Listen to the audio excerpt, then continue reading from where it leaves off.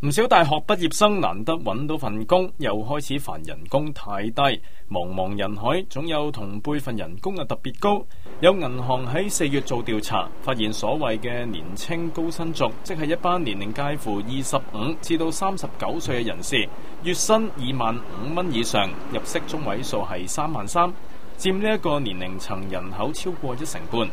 了解佢哋嘅投資習慣，發現接近30%人每個月會用大約9,000蚊嚟投資，為退休做好準備。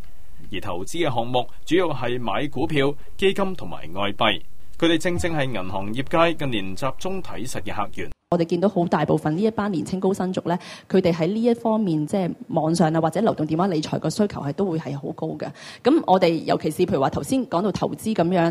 外匯啦，佢哋都係其中一樣嘢，佢哋即係有需要做到嘅項目啦。咁例如我哋會做一啲創新嘅項目啦，例如係我哋嗰個外匯買賣啦，可以做到24小時嘅。佢又話買樓亦都係年青高薪族另一個投資嘅選擇，不過受歡迎程度就冇買股票咁大。